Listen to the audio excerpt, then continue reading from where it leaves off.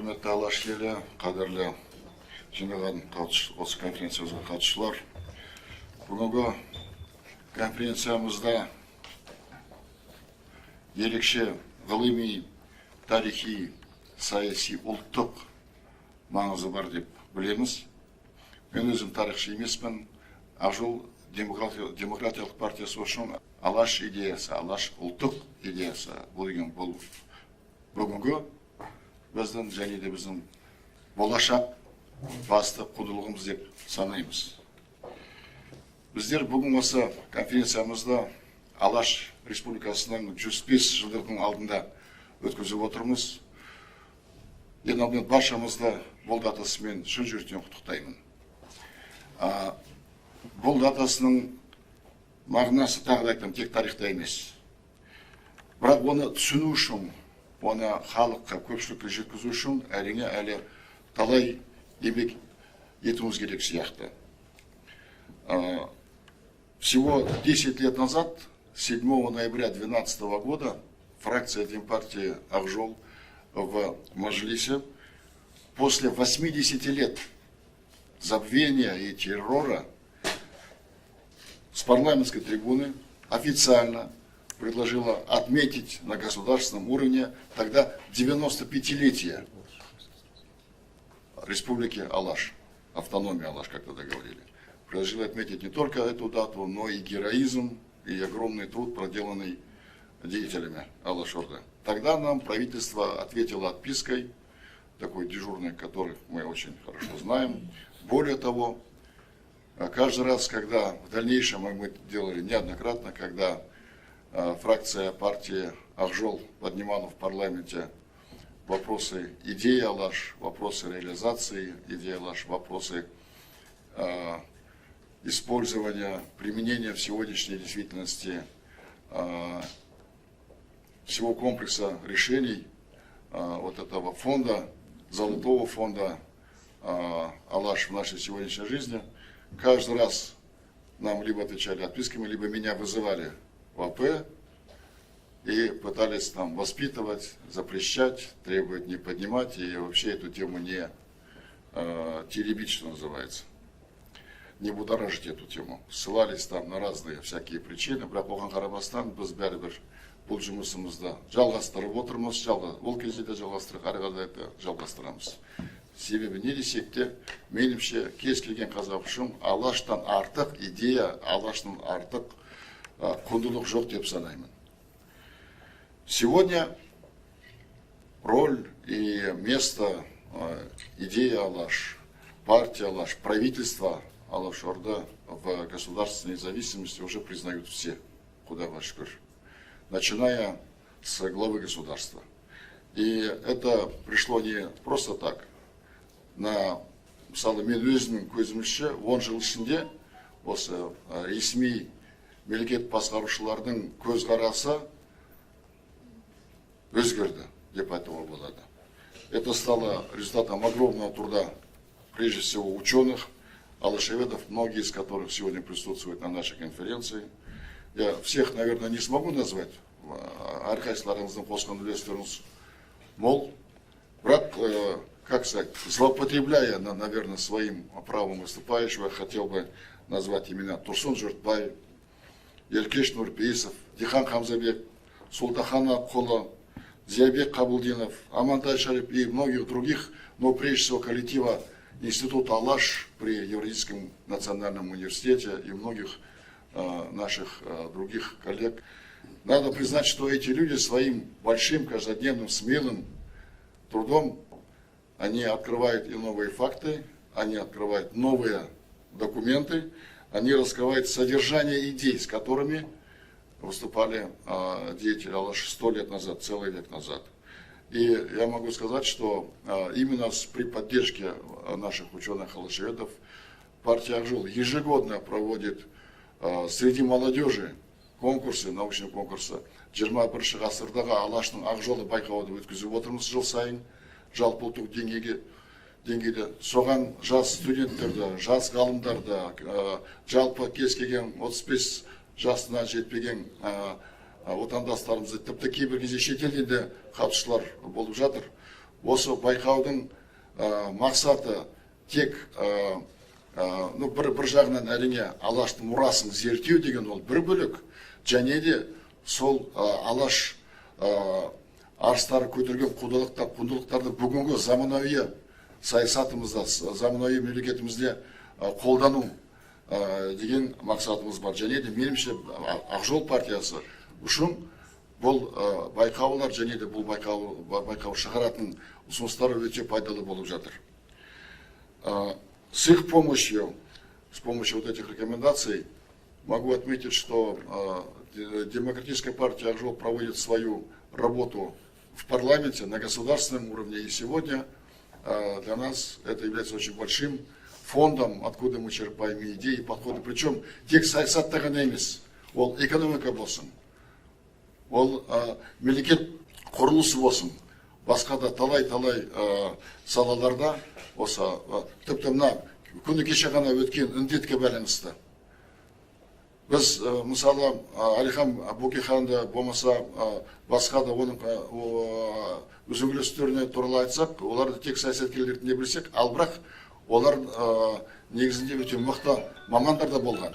Мысалы гигиенаға байланысты, індетке қарсы бұлай күреске байланысты, не Әлекең өзі, не оның қасындағы азамат үлкен еңбек етіп, сол 20 ғасырдың басынан бастап еліміз арасында гигиена таратып, вакцинация өткізіп, басқа да біраз еңбек еткен азаматтар. Мен сол үшін осы ғалымдарға, мен айтқан және де айтпаған осы Алаш танушыларға өз атынан, мыңдаған ақжолықтар атынан елімізге Алаш атын ғана емес, Алаш идеясын, яғни ұлттық идеясын қайтарғаны үшін шексіз алғыс айтқым келеді. Что самое важное, актуальность этих идей, актуальность идей Алаш за эти 105 лет не только не снизилась, а, на мой взгляд, стала еще острее, еще злободневнее. Алаш – это национальная независимость, Алаш деген ұлттық тәуелсіздігіміз, Алаш деген тұтас жеріміз, Алаш деген демократия мен прогресс, Алаш деген нарықтық экономика. Басқаны да айтуға болады.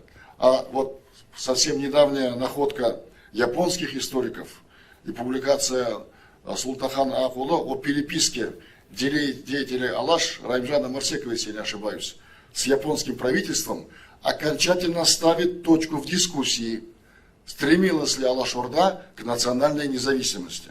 Сегодня на основе накопленных за последние годы данных мы имеем полное право утверждать, что Алаш не только стремилась, но и являлась независимым государством. Бүгіннен бастап, осы соңғы кезде ашылған деректерде сүйене отырып, біз на Алаш республикасы тек қана тәуелсіздікке ұмтылған ғана емес, ол тәуелсіз мемлекет болғанда деп ауыз толтырып айтамыз. Ну, к этому может свидетельствовать, например, даже то, что Райымжан Марсеков от имени Алаш-Орды в переписке с японским МИДом говорил о стремлении, о желании Алаш-Орды участвовать в Всемирной конференции, по результатам которой была образована Лига наций, прообраз ООН сегодняшнего.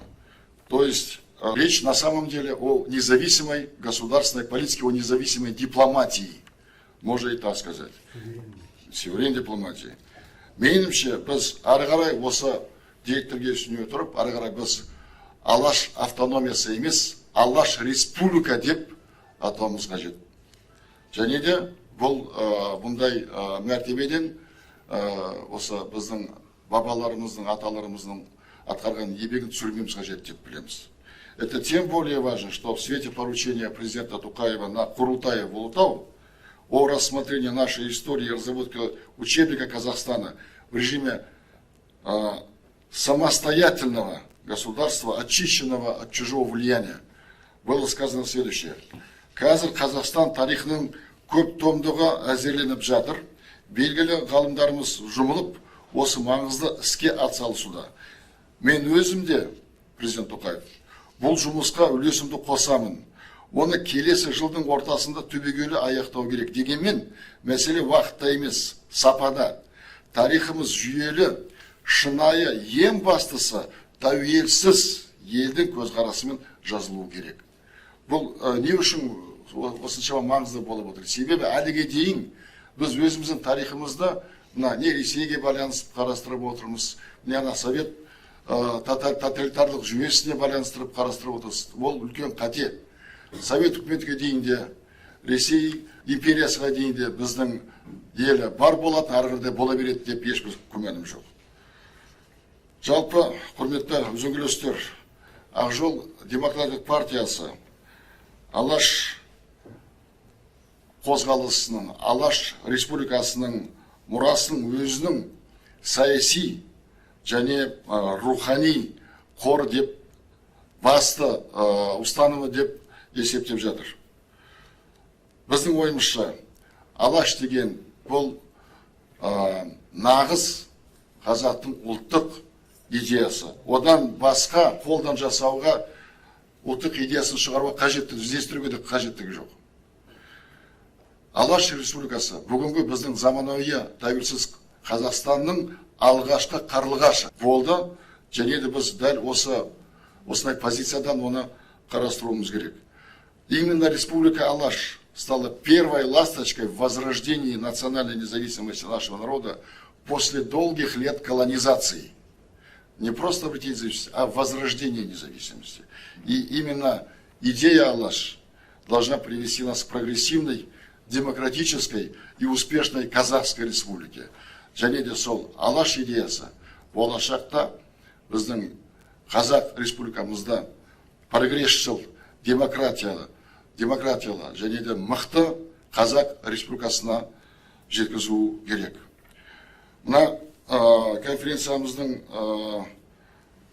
ұйымдастыру комитеті қарардың жобасын дайындаған болады. Осыған екі қосымша ұсынысым бар. Біріншіден, сыртқы істер министрліктің алдында не Райымжан Марсеков ең алғашқы осы халықаралық деңгейге Алаш орда атынан шыққан, не еліміздің тұңғыш елші боп Нәзір Тұрақұловтың ескерткішін орнатсақ деген ұсыныс қосу керек. Бір. Екіншіден, Ақ жол партиясы 7 жыл бойы жыл сайын 31 мамырда Алашқа тағзым шеруін өткізіп жатыр. Ең қызығы, осы шеруіне біз 7 жыл бойы барша ірі қалаларымызда әкіметтарға арыз жазсақ, тіпті былтырғы жылы президенті тапсырмасымен осы шерулерге ешқандай кедергі болмау керек қой. Бірақ әкімдер, Нұр-Сұлтан әкімі болсын, басқалар болсын, облыстық орталықтардың болсын, бізге тек соған рұқсат бермей отырған емес, сонымен қатар тікелей тыйым салуда. Тіпті осы биылғы жылы өз жауабында былай деді: полиция департаменттеріне осы шеруі басталса, оны тоқтатуға, оны өткізбеуге тапсырма берілді деп. Ал жауапты адамдарды жауапкершілікке тарту жөнінде тапсырма берілді деп жатыр. Дәл сол кезде Алматыда Берияның, Сталиннің портретімен шеруіне рұқсат беріп жатыр. Бұл не деген? Біздің кейбір чиновниктердің басы қайда екен? Меніңше осы Алашқа тағзым шеруін ресми түрде, мемлекеттік деңгейде өткізуді біз талап етуіміз керек, және де осы бүгінгі конференциямыздың ұсынысына да енгізуіміз қажет. Тағы да құрметті үзеңгілестер, құрметті әріптестер, Алаш республикасының 105 жылдығымен баршаңызды құттықтаймын. Еліміз аман, жұрт тыныш болсын, жеріміз тұтас болсын.